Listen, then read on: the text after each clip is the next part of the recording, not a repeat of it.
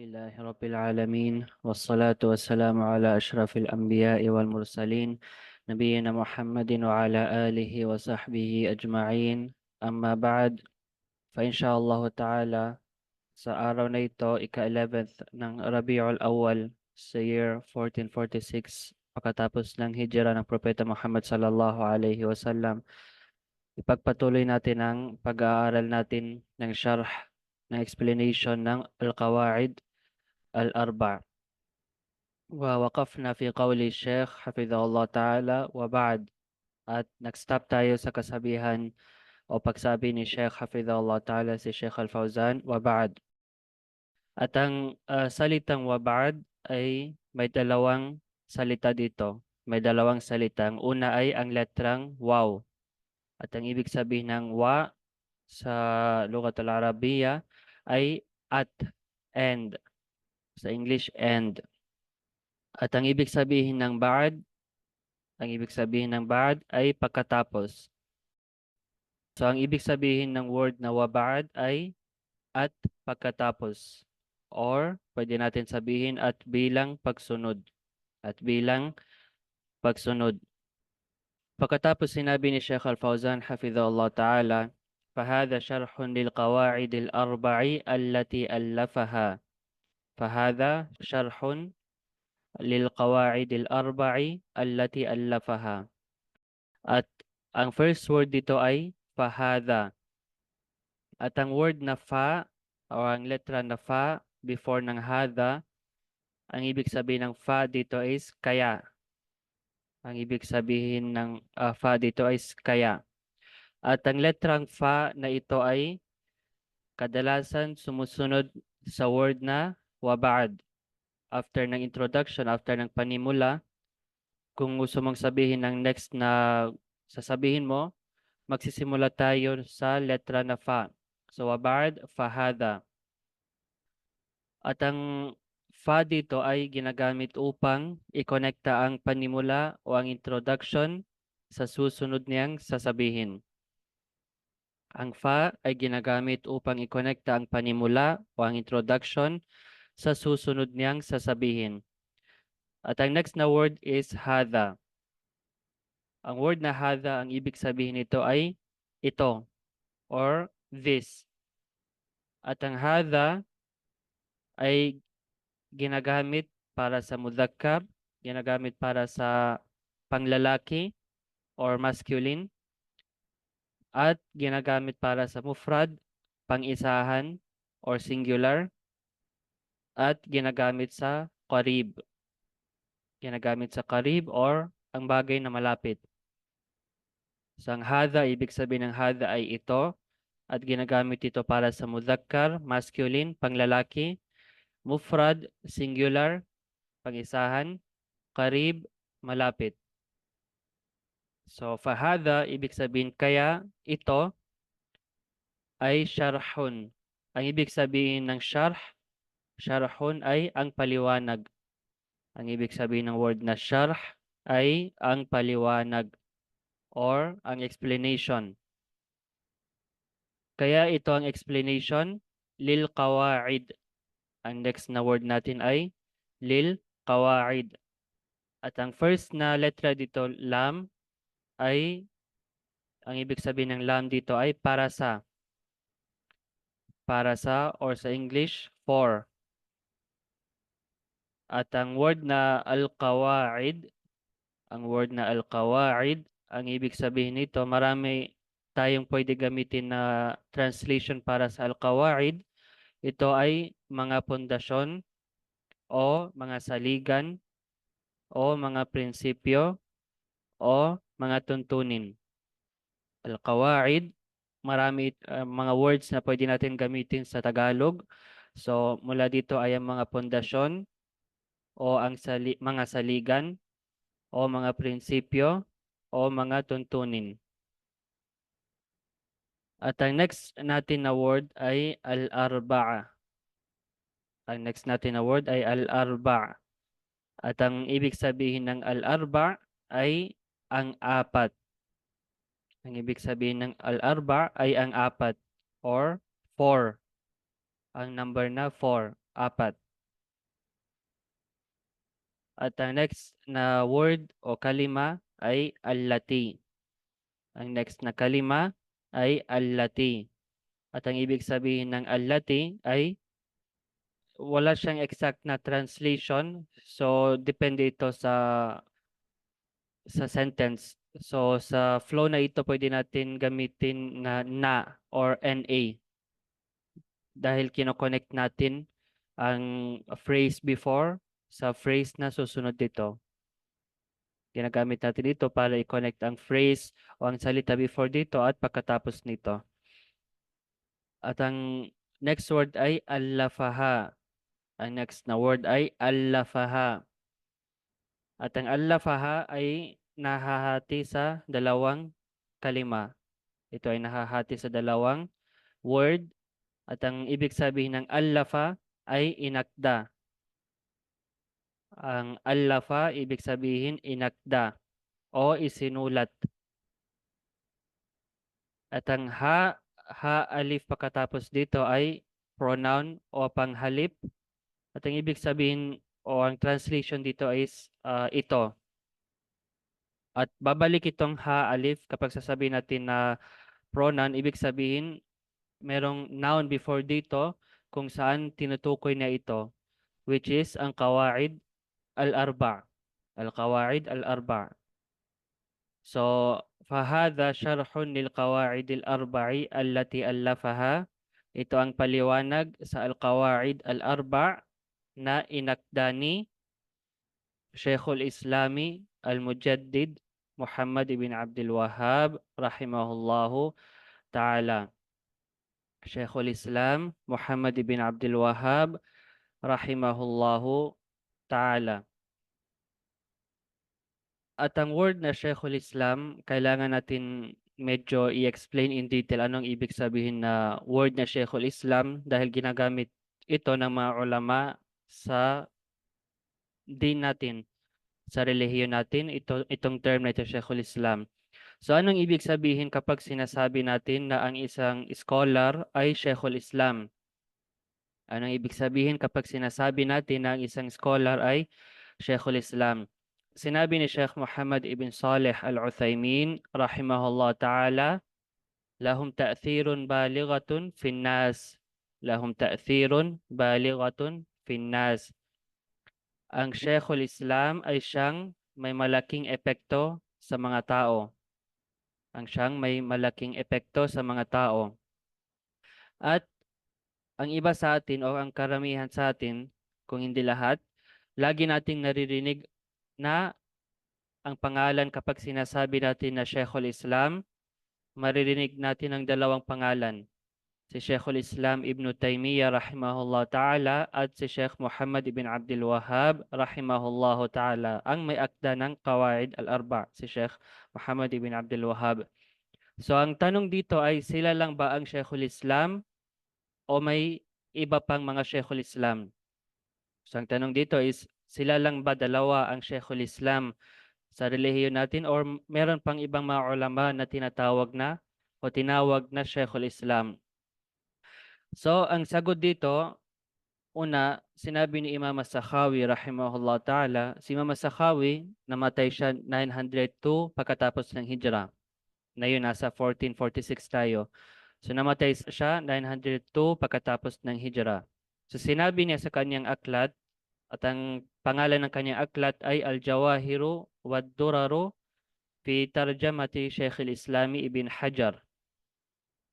At ang aklat na ito ay tungkol sa talambuhay ni Ibn Hajar al-Asqalani rahimahullah ta'ala na namatay 852. At si Imam As-Sakhawi rahimahullah ta'ala ay mula sa mga estudyante ni Ibn Hajar rahimahullah ta'ala. At sa title mismo ng libro na ito, tinukoy niya si Ibn Hajar rahimahullah ta'ala bilang Sheikhul Islam. Al-Jawahir wad-Duraru fi Tarjamati Sheikh al-Islami Ibn Hajar. Sa talambuhay ni Sheikh al-Islam Ibn Hajar. So si Imam As-Sakhawi rahimahullah ta'ala ginamit niya ang word na Sheikh al-Islam para kay Ibn Hajar rahimahullah ta'ala. Gayon din si Imam As-Suyuti rahimahullah ta'ala namatay 911 pagkatapos ng Hijra. Kapag ginagamit niya ang salitang Sheikhul Islam sa kaniyang mga libro, sa kaniyang mga aklat, Halimbawa sa aklat na Tadribur Rawi, ang tinutukoy niya dito ay si Ibn Hajar rahimahullah ta'ala. So anyhow, sinabi ni Imam As-Sakhawi sa kanyang libro na sinabi ni Imam Al-Dhahabi rahimahullah ta'ala sa kanyang libro na Al-Kashif, at ang libro na Al-Kashif, ang buong pangalan nito ay Al-Kashifu fi ma'rifati man lahu riwayatun fil kutubis sittati. At ito ay isang maikling aklat tungkol sa mga rijal, mga tao o mga lalaki na nabanggit sa mga isnad sa kutubus sitta, sa 6 na aklat. Kapag sasabihin natin na kutubus sitta, ang tinutukoy dito ay ang 2 sahih, ibig sabihin Sahih al-Bukhari o Sahih Muslim, at ang 4 na sunan, ibig sabihin Sunan Abu Daud, wa Sunan an-Nasa'i, wa Sunan at-Tirmidhi, wa Sunan Ibn Majah. So lahat ng mga tao, mga narrators na nabanggit sa Kutubus Sitta, binanggit dito ni Imam Al-Dhahabi sa libro na ito na Al-Kashif. At ito ay, ang libro na Al-Kashif ay kinuha mula sa isa pang aklat na isinulat ni Imam Al-Mizzi rahimahullah ta'ala, ng title na is Tahdhib al-Kamal. So sinabi ni Imam As-Sakhawi rahimahullah ta'ala na sinabi ni Imam Al-Dhahabi sa Kashif tungkol kay Abdullah bin Mubarak rahimahullah ta'ala. Si Abdullah bin Mubarak mula sa mga tabi'in, namatay siya 181 pagkatapos ng hijrah. So sinabi niya, "Wanahi kabihi Sheikhul Islam," at sapat na para sa iyo na siya ay Sheikhul Islam.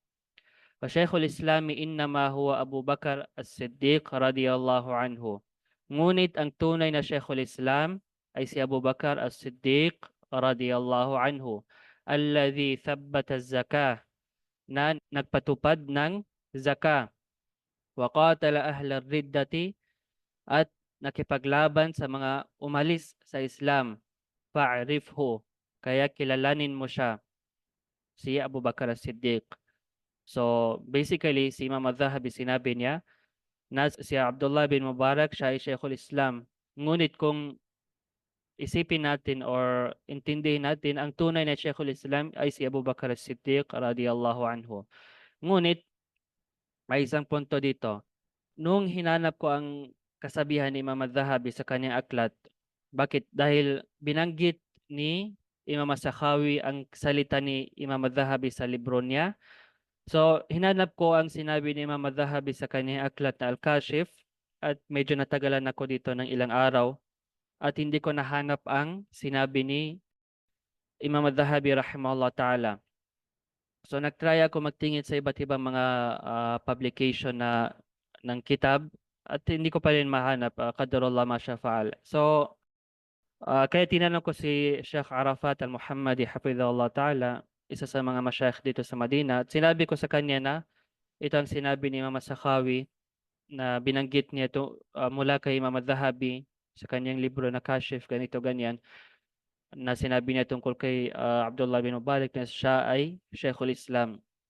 So sabi ni Sheikh Arafat na ito ay isang kakaibang salita at wala siyang nakita or nabasa na ganito mula sa mga aklat ni Imam Al-Dhahabi rahimahullah ta'ala. At maari na isunulat ni ito ni Imam Al-Dhahabi sa unang nuskha, unang manuscript na meron siya, at pagkatapos ay binura niya ito. So ito ang sagot ni Sheikh Arafat hafidhahullah ta'ala. At sa palagay ko, maari na may manuscript, may nuskha na dumating sa kanila sa panahon ni Imam As-Sakhawi rahimahullah ta'ala, ngunit hindi ito umabot sa atin. So kaya hindi natin pwede sabihin na totally na ito talagang sinabi ni Imam Al-Dhahabi rahimahullah ta'ala, dahil hindi natin ito makita sa libro niya at may konting gap ng generation sa pagitan ni Imam Al-Dhahabi at si Imam As-Sakhawi. So at wala rin binanggit na isnad doon. So kaya tinanong ko si Sheikh Arafat na ang sinabi dito na innama Sheikhul Islam huwa Abu Bakar As-Siddiq, na tama bang sabihin na ang tunay na Sheikhul Islam ay si Abu Bakar As-Siddiq radiyallahu anhu? Sinabi niya, naam, oo. Ang tanong dito is bakit ko binanggit itong kasabihan ni Imam Al-Dhahabi at lahat na ito, while at the same time hindi natin ito nahanap sa aklat ni Imam Al-Dhahabi, para matutunan ng isang talibul ilm na hindi porket na sinabi ng isang imam sa kanyang aklat at pagkatapos ay may binanggit siya mula sa ibang ulama, ibang mga scholars sa kanilang aklat, mula sa kanilang aklat, o may makita tayong post sa internet na sinabi ni Sheikh ganito sa ganitong libro, ay agad natin itong tatanggapin. Kinakailangan pa rin ng isang talib al-ilm na magsikap at suriin ang original na aklat upang matiyak niya kung tama bang nasabi, kung sinabi ba talaga ito ng imam na ito, o kung tama bang pagkaintindi ng imam na ito na binanggit niya ang kaul na ito, ang kasabihan na ito at iba pa. At ikalawa, maaari rin tayo makapulot ng mga aral mula sa mga aklat ng naunang mga scholar at ito ang dahilan kung bakit ko ito binanggit. Kaya kapag sasabihin natin ng Sheikhul Islam, ginagamit ito ng mga ulama sa iba't ibang mga scholar, ginamit ito sa mga tulad halimbawa si Abu Bakar as-Siddiq, sa mga tabi'in, gayon din si Sheikhul Islam Ibn Taymiyyah, Sheikhul Islam Ibn Al-Qayyim, gayon din minsan marinig natin Sheikhul Islam Ibn Baz at iba pa. So, ang sagot ay ang Sheikhul Islam ay hindi lang specific para kay Sheikhul Islam Ibn Taymiyyah wa Sheikhul Islam Muhammad ibn Abdul Wahhab rahimahullahu ta'ala. Pagkatapos dito ay ang word na al-mujaddid. Al-mujaddid. Ang ibig sabihin ng al-mujaddid ay ang tao na binago niya ang isang bagay or binuhay niya ang isang bagay.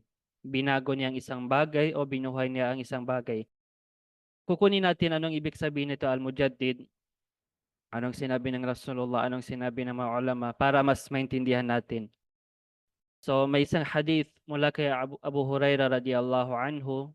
Sabi niya, "Fima a'lamu an Rasulillahi sallallahu alaihi wasallam." Sa pagkakaalam ko mula sa sugo ng Allah sallallahu alaihi wasallam ay nagsabi, "Inna Allah yab'athu li hadhihi al-ummati ala ra'si kulli mi'ati sanatin man yujaddidu laha dinaha." Man yujaddidu laha dinaha. Katotohanan, magpapadala ang Allah subhanahu wa ta'ala sa umma na ito, sa nasyon na ito, sa simula ng bawat 100 taon, every beginning ng 100 years ng isang tao o ang isang magpapapanibago ng relihiyon nito para sa kanila. At ang hadith na ito ay inulat ni Abu Daud at sinabi ni Sheikh Al-Albani, ang hadith na ito ay sahih. Ano ang mga halimbawa o sino-sino ang mga mujaddid? Dahil sinabi ng Rasulullah, sa every 100 years, may mga mujaddid. So, sinabi ni Imam Al-Dhahabi rahimahullah ta'ala sa kanyang aklat na Siyar Al-A'lam An-Nubala, na sinabi ni Ahmad bin Hanbal rahimahullah ta'ala, "Inna Allah yuqayyidu lin-nasi fi ra'si kulli mi'atin man yu'allimuhumus sunan." وينفي عن رسول الله صلى الله عليه وسلم الكذب. Katotohanan, ang Allah ay nagtatakda o pumipili para sa mga tao sa simula ng bawat 100 taon ng isang magtuturo sa kanila ng sunnah at inaalis niya mula sa Rasulullah sallallahu alaihi wasallam ang mga kasinungalingan, ang mga kadhib, ang mga kasinungalingan. At sinabi ni Imam Ahmad, فَنَظَرْنَا فَإِذَا فِي رَأْسِ الْمِئَةِ عُمَرْ بن عبد العزيز وفي رأس المئتين الشافعي. Sinabi niya, kaya aming tinignan at nakita namin na sa simulan ng 100 years ng 100 taon, sinang mujaddid si Umar bin Abdul Aziz rahimahullah ta'ala. At sa 200 taon, sa 200 years, ang mujaddid ay si Imam Muhammad ibn Idris Ash-Shafi'i rahimahullah ta'ala. Si Umar bin Abdul Aziz, namatay siya 102 pagkatapos ng hijrah, at si Imam Ash-Shafi'i rahimahullah ta'ala, namatay siya 204 pagkatapos ng hijrah. ونكتفي بهذا القدر dahil umabot na ng 20 minutes. So sa next natin na lesson, kukunin natin ang more details tungkol sa mujaddid. Ang mujaddid ba ay isang tao lamang sa every 100 years or sa higit sa isang tao? At ano ang ibig sabihin ng mujaddid? Magpapakilala ba siya ng mga makabagong bagay sa relihiyon or anong ibig sabihin ng al-mujaddid? So, babanggitin natin ito sa next natin na klase bidnillahi ta'ala. فنكتفي بهذا القدر جزاكم الله خيرا على حسن استماعكم وسبحانك اللهم بحمدك وأشهد أن لا إله إلا أنت وأستغفرك وأتوب إليك السلام عليكم ورحمة الله وبركاته